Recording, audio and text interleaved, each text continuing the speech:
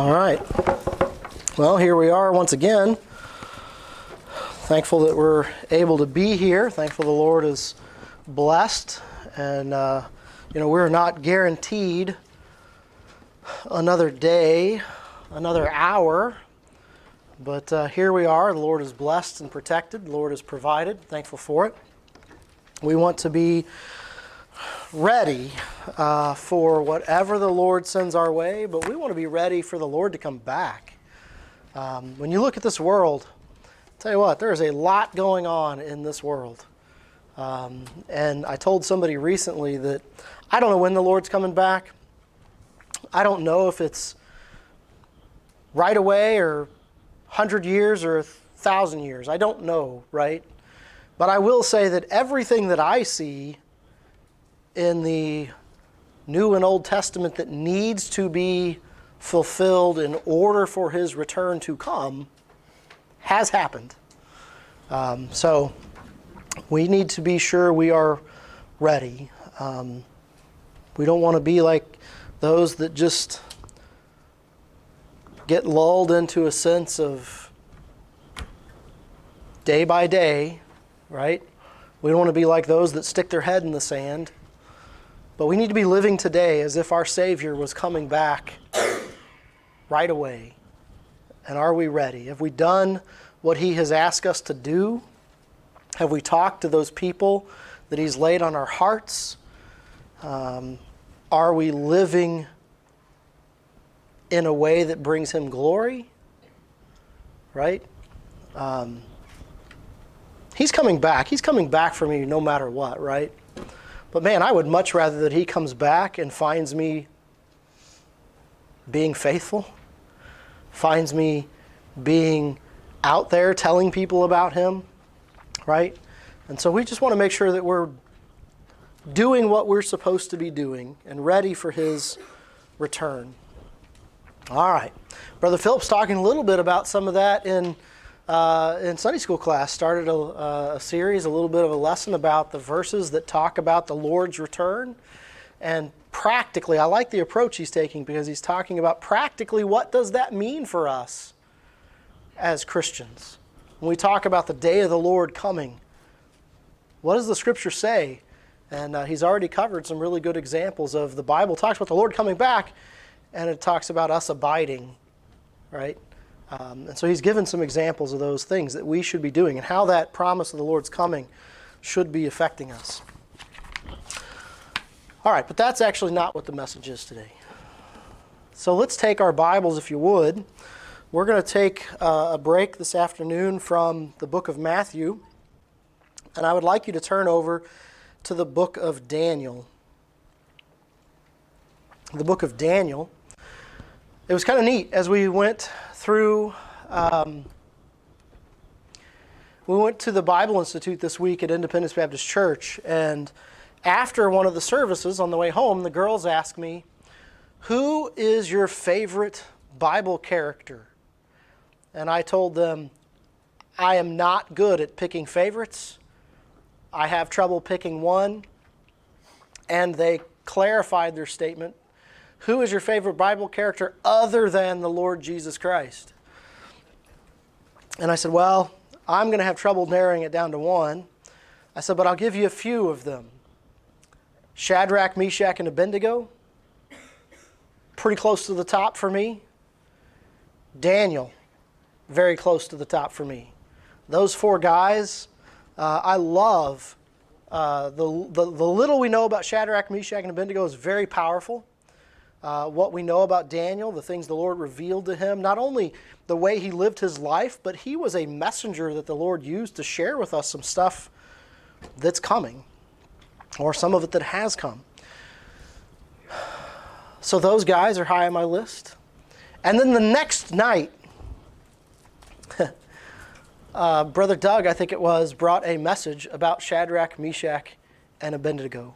And he talked about it very much. He did a good job of talking not just about the story, but how it relates to us today. because it was very much a political, interestingly enough, it was very much a political thing that was going on, both a political and a religious one. But in the end, make no mistake, the king of the country made a statue, probably of himself, declaring people should worship it, and the people he had called together were the rulers of the land. And those 4 men stood firm. Right? Really good message, I think, that he brought. And so, since I had given 4 characters as my favorites, and we've already talked about Shadrach, Meshach, and Abednego, I wanted to, it really spurred me to talk a little bit about Daniel. And there's a lot of neat stories about Daniel. You think about the early one when he first came and was captive and had been chosen and was being taken care of by the king's people. And yet this diet that was given to him was not a diet that he felt like he could do. And he talked about, just give me time and let me do it this way. And the Lord blessed, right? He stood firm at a time, honestly, man, you want to talk about a time when you've already been conquered and you've already been carried away to a foreign land, and you're going to stand at that time. There's probably not a time that is more likely for him to lose his head than then. But he did. He stood, and the Lord blessed. And we see that. We also know the story of Daniel in the lion's den. And I have preached on this before, but it is one of my favorite stories. Honestly, you know what I love about this story? It's not the fact that God protected Daniel in the lion's den. That's amazing. That's actually not my favorite part of the story. So listen closely as we read this. And let's talk about this idea of standing versus compromising. And I want you to think about the fact that you need to be standing before the trial comes. I've had conversations with people that talk about what are we going to do when things get really bad and persecution comes? What are we going to do if those in charge do decide to overstep their boundaries? What are we going to do if this? And one of the best responses to that is, what are you doing today? Because listen, if you won't stand today, what makes you think you will stand then? Oftentimes we think that we're just going to coast along and that we're going to be a mediocre Christian. But then when times get bad, we're going to really dig deep and we're going to stand. Listen, if you're not drawing close to Him now, what makes you think you'll draw close to Him then? And Daniel, I think, is a really good example of this. And there's multiple practical applications that we can take from this story. Set aside, listen, if Daniel, just like Shadrach, Meshach, and Abednego, had not been delivered by God, Daniel still set an amazing example. Shadrach, Meshach, and Abednego still set an amazing example. I think we take for granted the number of times in the Bible where the people that were standing and doing what was right did not know what was going to happen. We think, well, they knew God was going to deliver them. They didn't. Shadrach, Meshach, and Abednego, right, when we were there, if you were there at the Bible Institute, he pointed out the fact that they were boldly declaring to the king, we serve a God that can deliver us. And He will deliver us from you. Now, the fact that they said that, the very next verse talks about, basically like, we don't know if He will. But they knew that one way or the other, they would be delivered. It might be through death. or it might be some miraculous thing. We don't know what approach God is going to take, but we're not afraid to answer you in this matter. I think to Esther, the story of Esther amazes me.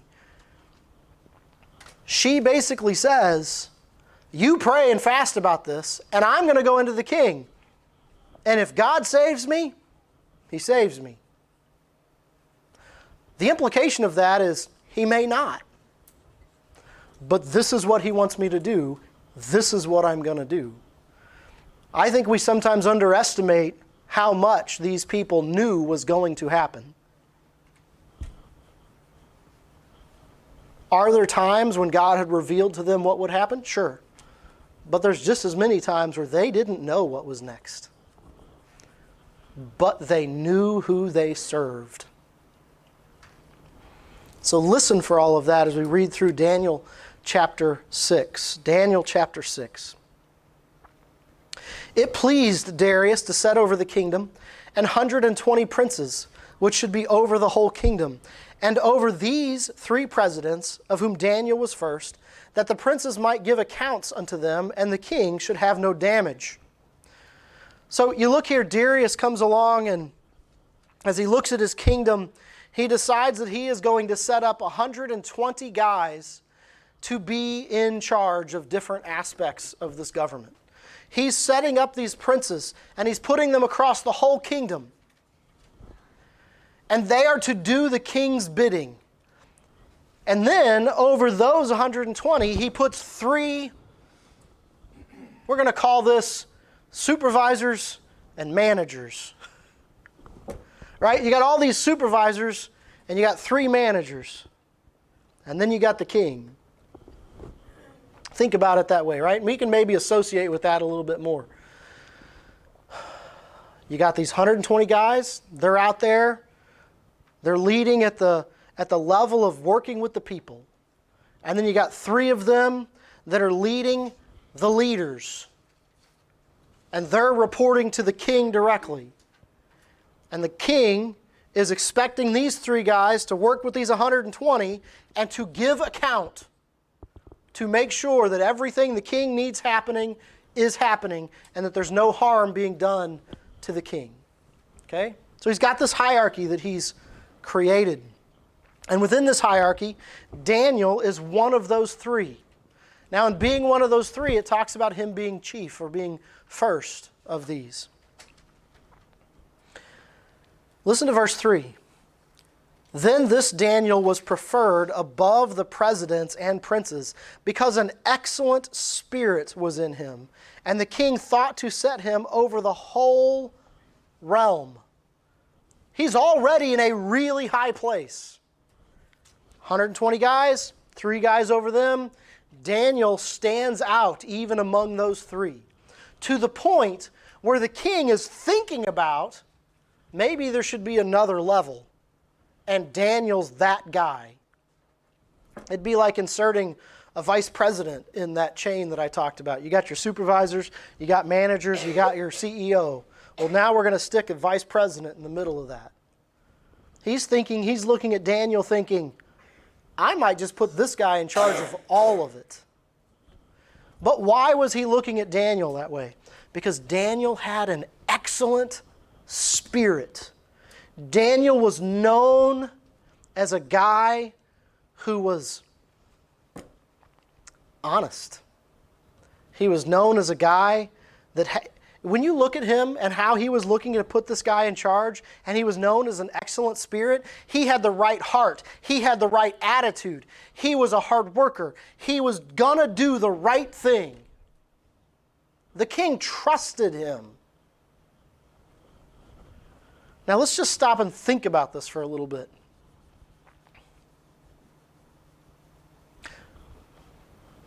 Was Daniel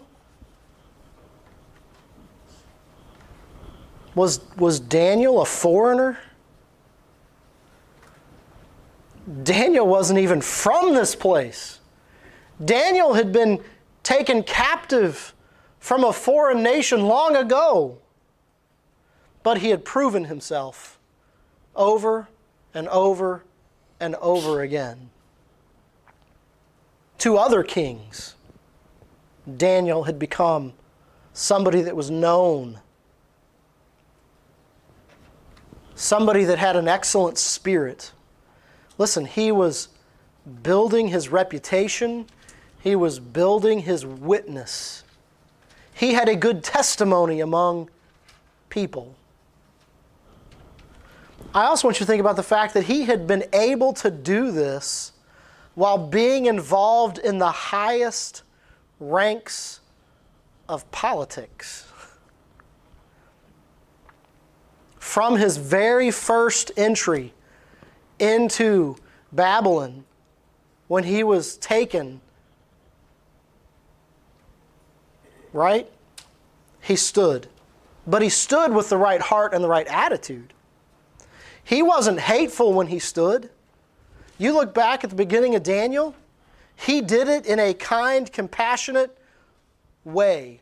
He didn't do it in this open, angry, rebellious, you're not going to do this to me attitude.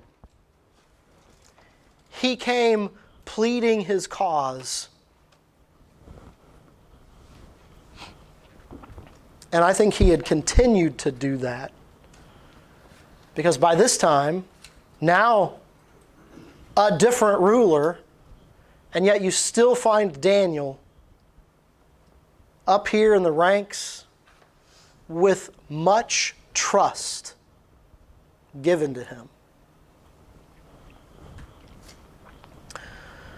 It's hard enough to remain honest and to remain with the right heart and the right attitude when you just have yourself to worry about.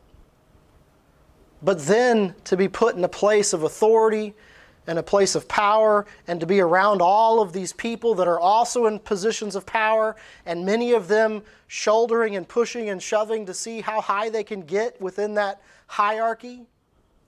And yet in all of that, Daniel still had a good reputation. And he had an excellent spirit about him. He is a good example for us.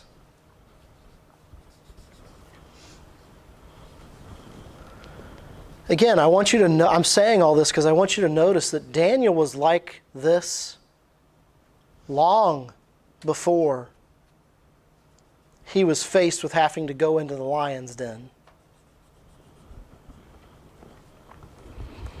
Matter of fact, it says in verse 4, "Then the presidents and princes sought to find occasion against Daniel concerning the kingdom." Now it does say concerning the kingdom. Okay.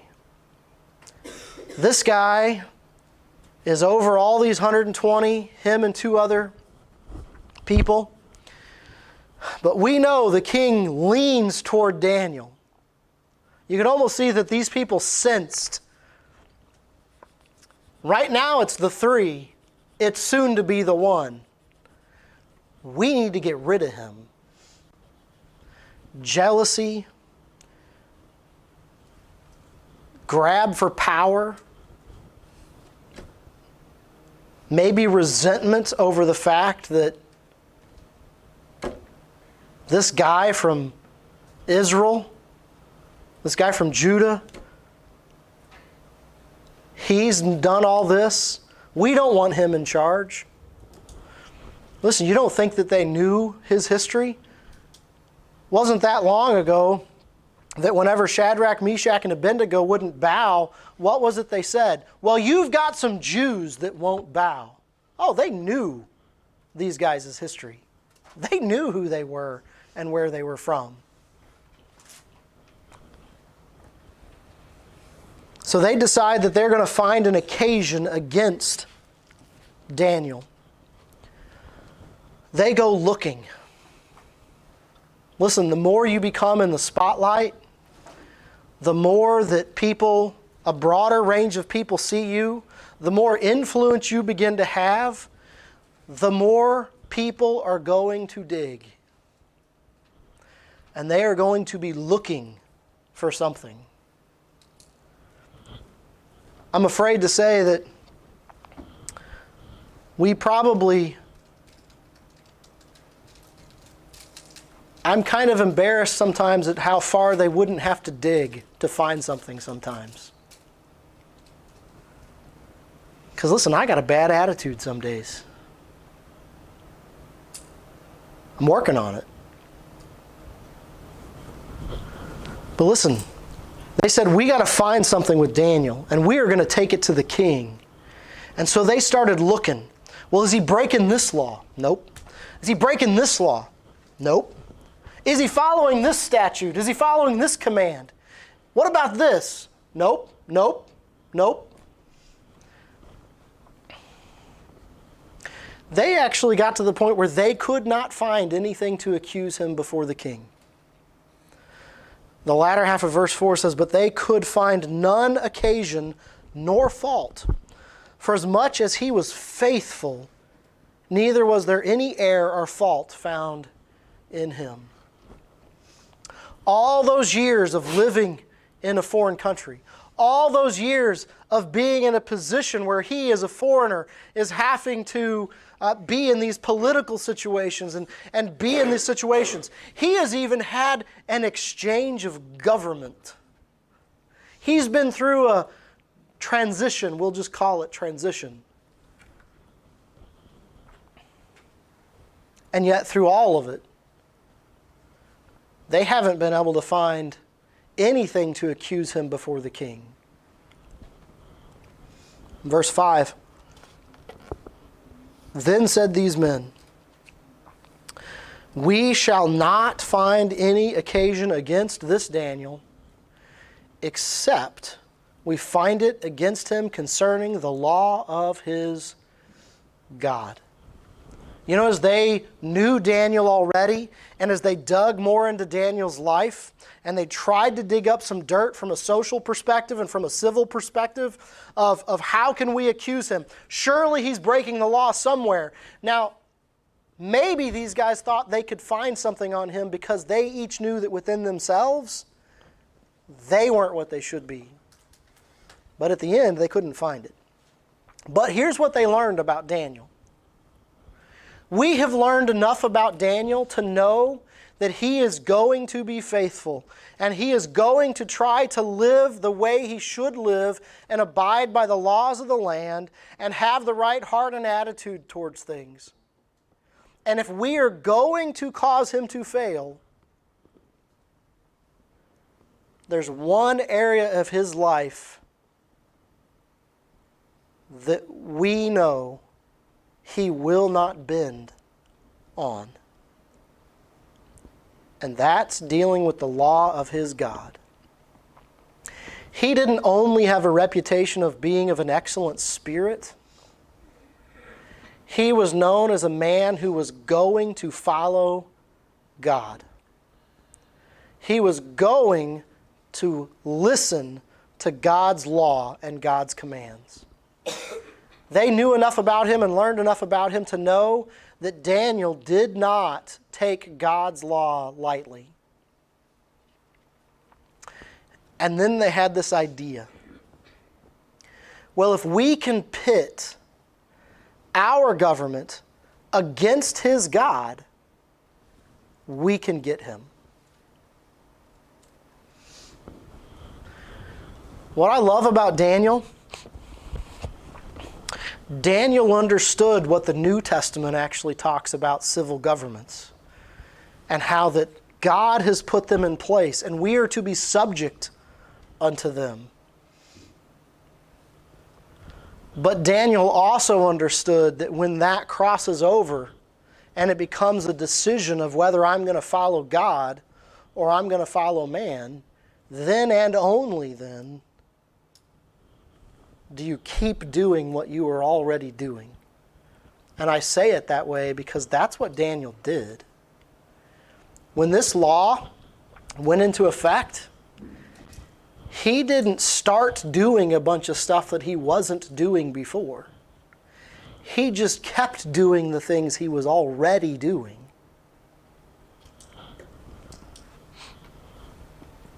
So in verse 6, then these presidents and princes assembled together to the king and said unto the king, King Darius, live forever. And all the presidents of the kingdom, the governors and the princes, the counselors, the captains, have consulted together to establish a royal statute and to make a firm decree that whosoever shall ask a petition of any god or man for 30 days, save of thee, O king, he shall be cast into the den of lions. Now there's a few things you'll notice. They lied. They all collected together. Daniel wasn't there. But yet they said all the presidents of the kingdom and the governors and the princes and the counselors and the captains have consulted together, and this is what we came up with. Now when they said all the presidents, Daniel was one of those. He was not part of this. So they lied. Don't be surprised if people lie about you. I'm going to give you some practical advice. The more honest you have been and the more upright you have been, the more likely you are to stand when those people lie about you. But if your reputation is already tarnished because of things you do, a lot of people are going to believe it. The other thing that they did was they played to the king's pride. They came up with this grand idea of how, this guy can't say no to this. I mean, we're coming to the king saying, you are so important and we want to honor you so much that what we've decided is that for the next 30 days, no one can ask anything of anyone other than you, because you are the be-all, end-all. Be a little hard for Darius to say no to that, wouldn't it? Yeah, I kind of like that. Now, Darius wasn't thinking too clearly. Matter of fact, as soon as Daniel comes into the picture, it's almost like that light bulb goes on instantly. Like, Daniel, I should have known. But in his pride and in his willingness to work with his government, who were giving him this great honor, he accepted it. And they said in verse 8, Now, O king, establish the decree and sign the writing, that it be not changed according to the law of the Medes and the Persians, which altereth not. Wherefore King Darius signed the writing and the decree. They lied about Daniel, and they created a plan that they knew would make him choose. And to some degree, they were going to win either way. Because if Daniel rejected his God, now he has a chink in his armor. If Daniel doesn't reject his God, now they have something to accuse him before the king.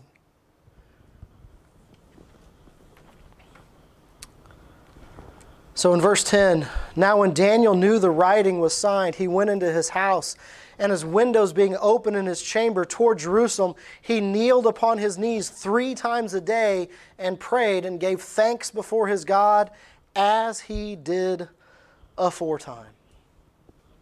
That verse is highlighted in my Bible. None of the other verses in this chapter are, but that verse is highlighted in my Bible. Because listen, Daniel did not hear this decree. Oh, so for 30 days they're saying I can't pray to God. Well, I'll show them. I'm going to go pray 3 times a day. And I'm just going to dare them to do something about it. Daniel didn't do that. Daniel didn't rush into the king's court yelling and screaming and accusing them of lying. He didn't go throwing a fit about this. I think Daniel knew that once that decree was signed, there wasn't any changing it. What's done was done. And what Daniel did is Daniel just kept doing what Daniel had always done. He went into his room, and 3 times a day, he would pray toward Jerusalem. And he would give thanks to God. He would bring his prayers and his petitions, which means he was bringing his requests before God, but he was also thanking God. Now just think about that for a minute. You've just heard that a decree has been signed, can't be changed. And if you are caught praying to some other god, you are going to be killed. Now Daniel could have thought, well, I could just go in my room and keep the doors closed, and I'll keep doing it, but I'm going to do it secretly. He could have done that. He didn't. He did what he had always done. He opened the windows toward Jerusalem, and he prayed 3 times a day.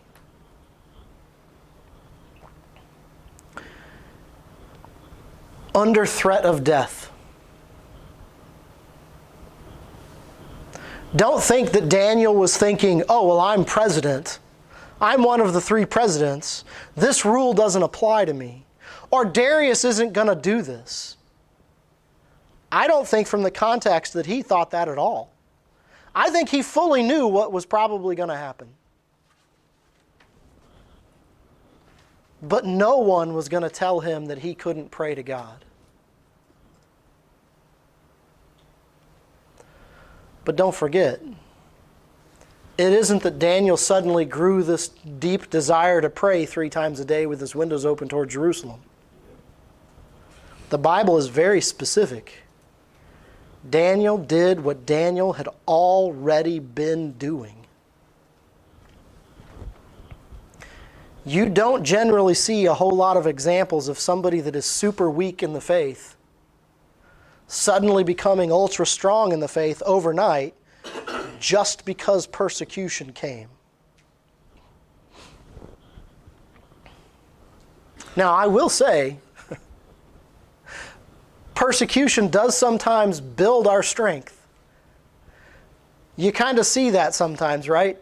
The better we have and the more we have and the more affluent we are, sometimes the lazier we become. But I'm talking about one day things were good and the next day things weren't. Daniel didn't overnight become this great example of praying. He already had been.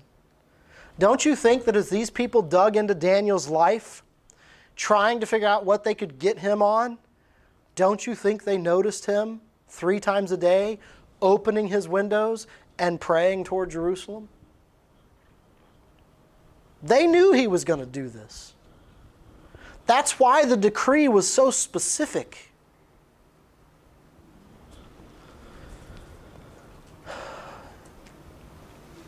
We think about this idea of standing versus compromise. And yes, Daniel had to make that decision whether he was going to stand or whether he was going to compromise. But listen, that decision by Daniel was made long before this decree was passed.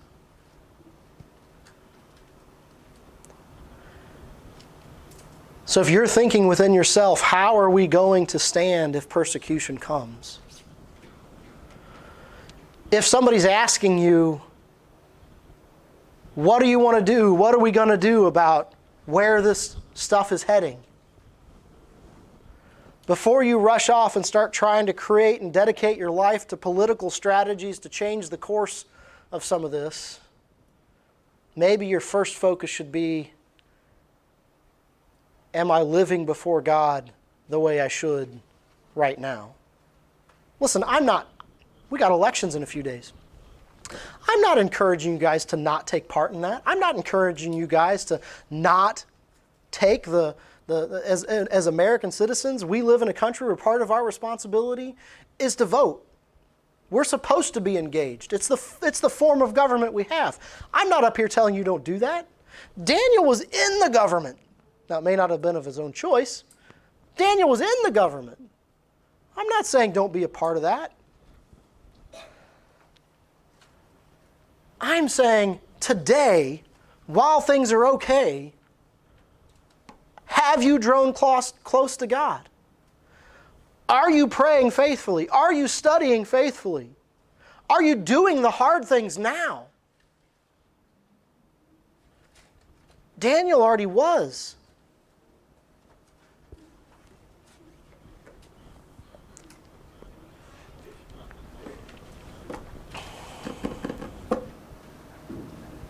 I'm gonna get myself in trouble.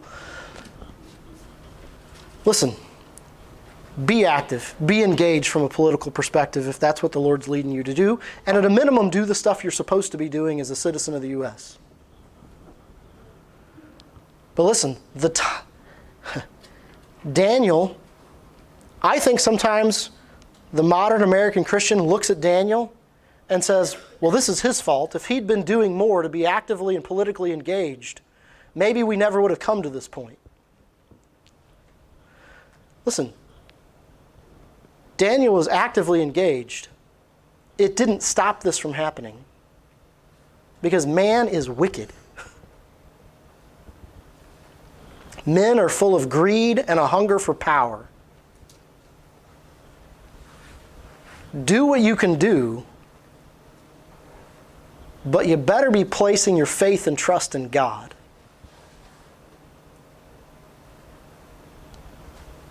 Because that's what Daniel did. Daniel was one of the three, outside of the king, three most powerful people in the land. And he couldn't stop this. Be careful where you place your trust. Daniel knew that God was the center of everything for him. He knew that if deliverance was going to come, it would come from God.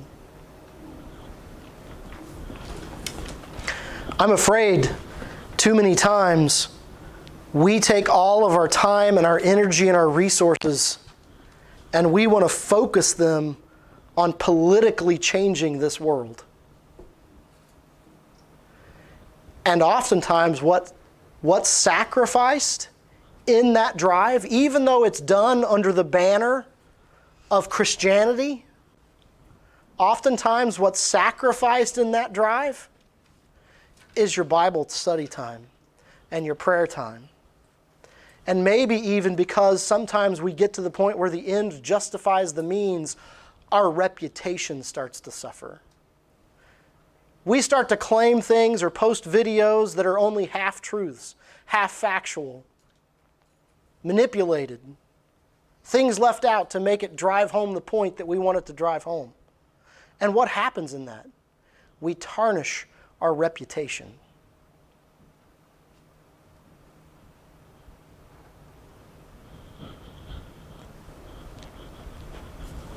Listen, again, I'm not saying don't be involved. I encourage you to do so. It's the way our government is designed. But be careful how you engage. The ends do not justify the means. If you can't do it the way Daniel did it, you're probably doing something wrong.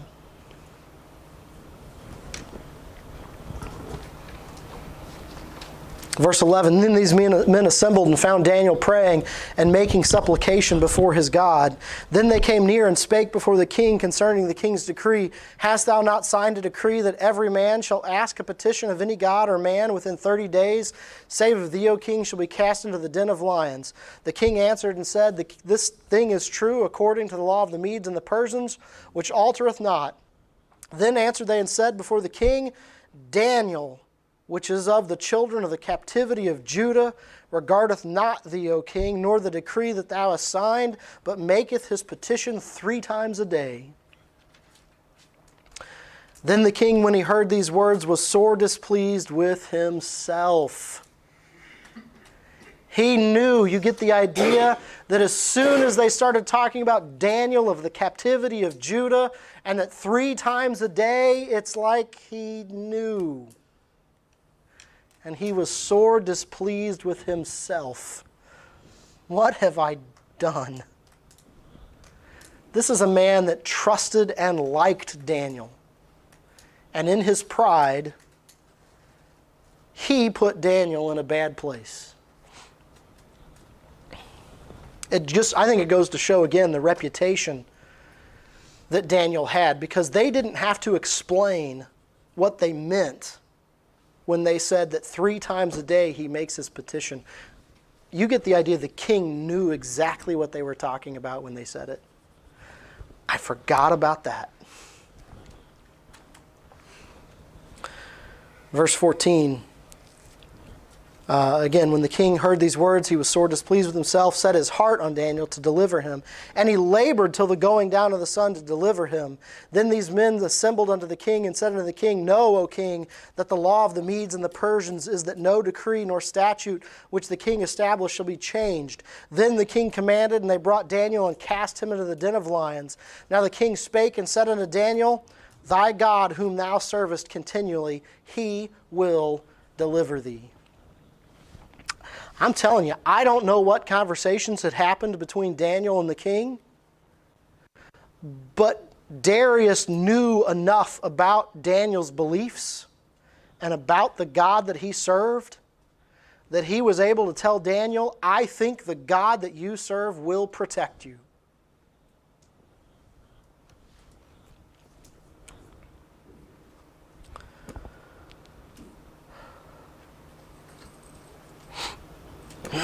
So as you go, we'll look through this again, verse 17.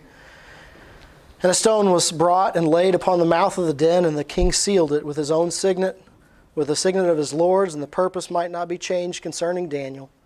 Then the king went into his palace and passed the night fasting. Neither were instruments of music brought before him, and his sleep went from him. Then the king arose very early in the morning and went in haste unto the den of lions. And when he came to the den, he cried with a lamentable voice unto Daniel. And the king spake and said to Daniel, O Daniel, servant of the living God, is thy God, whom thou servest continually, able to deliver thee from the lions? Daniel went into the lion's den with the king saying, Your God will deliver you. And then he spent a sleepless night. And he came rushing back, and he had the stone rolled away. And he said, You, the living God that you serve, is he able? Has he delivered you? And out of the depths of this den, he hears Daniel's voice cry back that the mouths of the lions have been shut by an angel of God.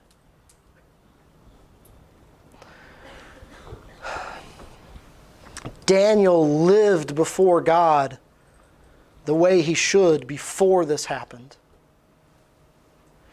Daniel lived before the king and these other presidents in the middle of this, showing them that he trusted his God no matter what.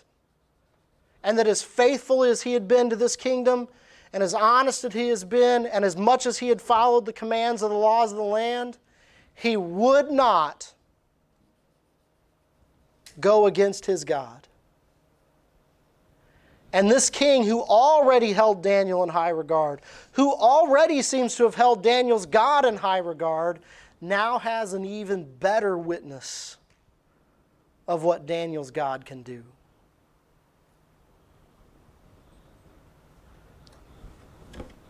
Listen, I wonder how different the story would have been if Daniel hadn't already lived before the king the way he was supposed to. Maybe the king wouldn't have cared. Okay, so there's another one. Chunk him in the lion's den. Maybe he wouldn't have spent the night fasting and rushing down there to say, if God, the God you serve, did he deliver you? This is obviously a man who looks at Daniel and has seen in Daniel time and time and time again faithfulness and righteousness.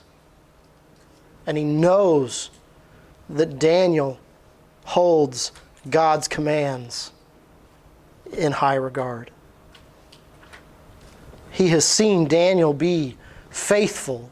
He has seen Daniel, maybe even heard Daniel talk about God's deliverance.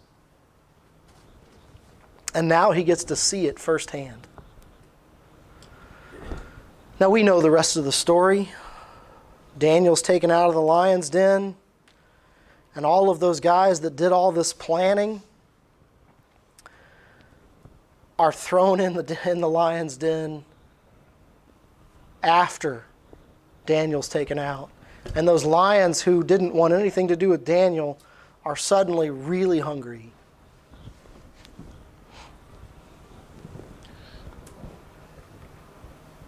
We could talk about the flip side of this lesson. Be careful about your power for greed and your deceit and willingness to lie about stuff. It might come back to bite you. It's exactly what happened to these guys.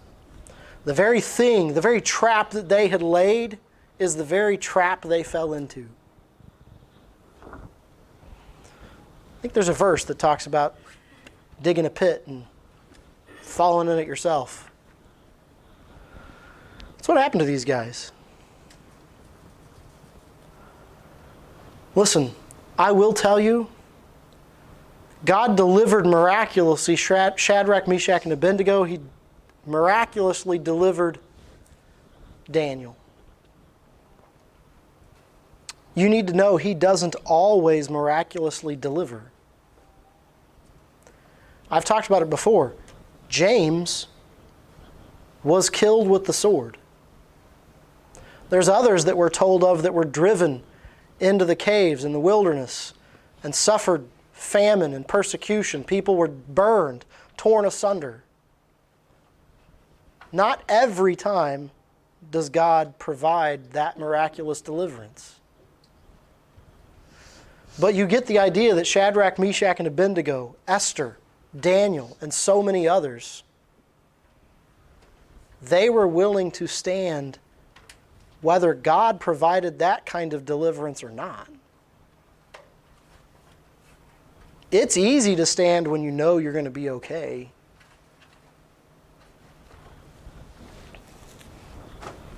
It's a different thing when you're the one standing there about to be pushed into the pit with lions. And you can have faith in God and not know whether or not He's going to keep you safe or not in that condition. It might be your time to go.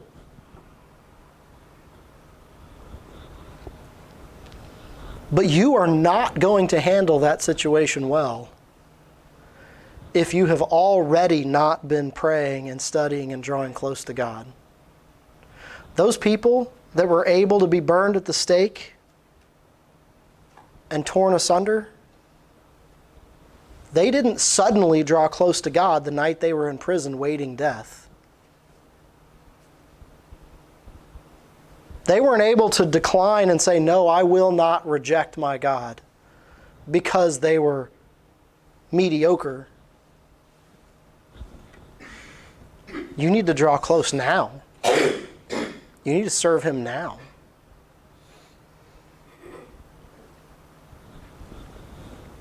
I told you here a while back, I think I told you this. Somebody asked me,